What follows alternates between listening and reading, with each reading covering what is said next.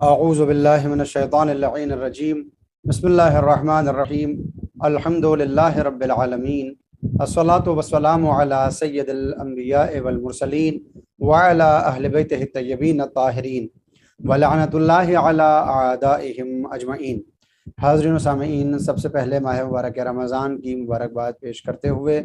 خداوند عالم کی درگاہ اور بارگاہ میں دعا گو ہوں کہ بار الہ اس مہینے میں ہمارے ذریعے کیے جا رہے اعمال و افعال کو قبول فرما اور ہم سب کو یہ توفیق دے کہ ہم تیرے خاص بندوں میں شامل ہو سکیں۔ روزانہ کی مختصر دعاؤں کی توضیح لے کر آپ کی خدمت میں حاضر رہتا ہوں۔ آنے والا دن جو سوم ماہ رمضان مبارک ہے، یعنی کل تیسرا دن، اور جس دن ہم دعا کرتے ہیں خداوند عالم سے بسم اللہ الرحمن الرحیم اللہم ارزقنی فیہ الذہن والتنبیہ وباعدنی فیہ من السفاہۃ والتمویہ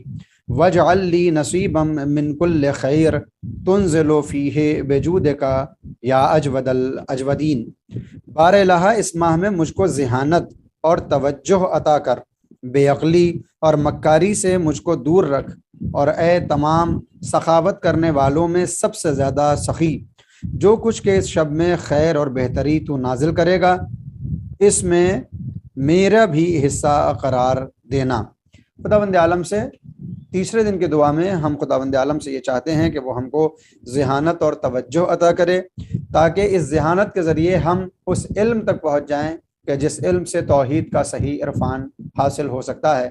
اس توجہ تک پہنچ جائیں کہ جس توجہ سے پیغمبر اسلام کی نبوت اور رسالت میں ایمان اور یقین مستحکم ہو جایا کرتا ہے۔ وہ توجہ اور وہ ذہانت مل جائے کہ جس کے ذریعے سے ہم امامت کے فرائض کو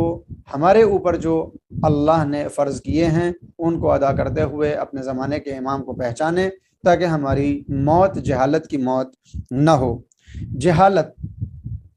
دین اور اسلام میں سب سے زیادہ استعمال ہونے والا لفظ علم ہے، اگرچہ قرآن کریم میں جس وقت الفاظ کی بات کی جاتی ہے تو اللہ کے نام کے بعد سب سے زیادہ استعمال ہونے والے حروف اور الفاظ میں سے ایک لفظ ہے علم، یعنی دین اور شریعت اور قرآن یہ چاہتا ہے کہ ہم ہمیشہ علم حاصل کریں اور جہالت سے دور رہیں، اس لیے کہ اگر انسان جاہل ہو تو پھر اس کا عقیدہ منحرف ہو جاتا ہے اور پھر وہ توحید، نبوت اور امامت کے عقیدے کو ٹھکرا دیا کرتا ہے۔ جہالت کے ہی سبب سے انسان اپنے آپ کو بڑا سمجھنے لگتا ہے، خود محور ہو جاتا ہے، یعنی پھر وہ ہر چیز کو اپنی ذات سے جوڑ کر دیکھتا ہے، یعنی جو باتیں میرے اندر پائی جاتی ہیں وہی صحیح اور بقیہ کے اندر پائی جانے والی تمام باتیں غلط ہیں۔ نمبر 4، دوسروں پر الزام لگانا۔ جہالت کا ایک نتیجہ یہ ہوتا ہے کہ انسان اپنی غلطیوں کو بھی دوسروں کے سر پر تھوپنے لگتا ہے۔ نمبر 5، دوسروں کو گمراہ سمجھنا۔ جہالت کا ایک نتیجہ یہ ہوتا ہے کہ انسان دوسروں کو گمراہ سمجھنے لگتا ہے۔ انکار و تکذیب، یہی جہالت سبب بنتی ہے کہ بندہ کبھی اللہ کا انکار کرتا ہے، کبھی پیغمبر کا انکار، کبھی قرآن کا اور کبھی ائمہ کا انکار کرتا ہوا نظر آتا ہے۔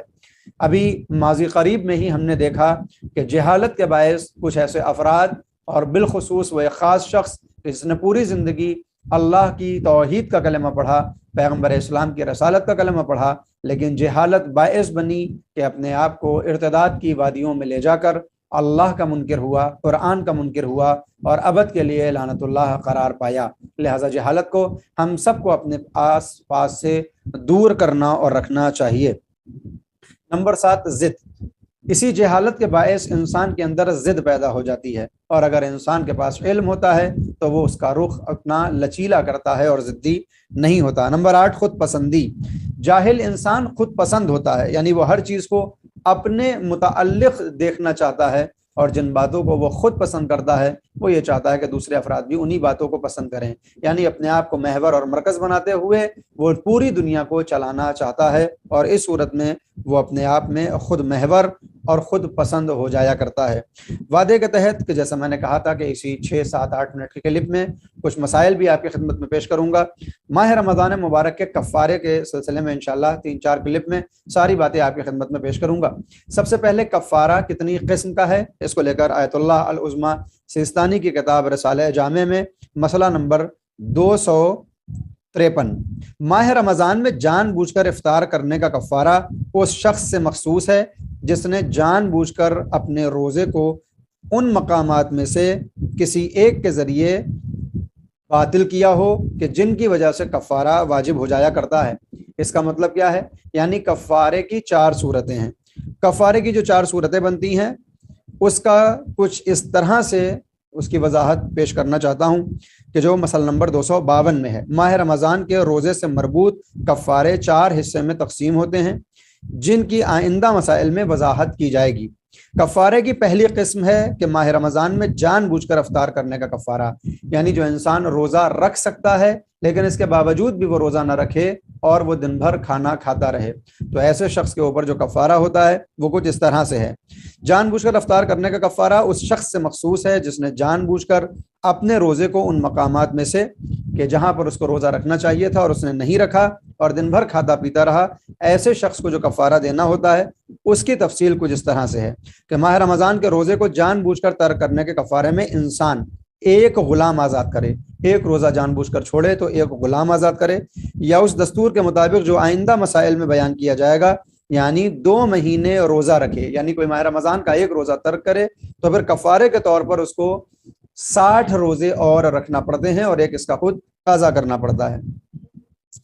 या अगर ये भी नहीं कर सकता है तो फिर 60 फ़कीरों को सीर करे, यानी 60 फ़कीरों को खाना खिलाए एक रोज़े के सबब और एवज में, या इनमें से हर एक को एक मुद तकरीबन 750 ग्राम गेहूं दे। यानी अगर वो 60 अफराद को खाना नहीं खिला सकता तो फिर 60 लोगों को 750 ग्राम गेहूं दे, जो तकरीबन 45 किलो जाकर बन जाते हैं एक रोज़े के लिए। और अगर वो गेहूं नहीं दे सकता है तो जौ या रोटी या इसी तरह की कोई भी चीज़ के जो खाने में शुमार होती हो वो दी जा सकती है। चुनांचे इसके लिए मुमकिन ना हो तो जितनी मिकदार फ़ुक़रा को मुमकिन हो एक मुद ताम दे, और अगर वो भी मुमकिन ना हो तो इस्तग़फ़ार करे। और एहतियात वाजिब यह है कि इन 2 सूरत यानी सदक़ा और इस्तग़फ़ार में जब उसके लिए कुदरत हासिल हो कफ़ारा दे या उसे कामिल करे।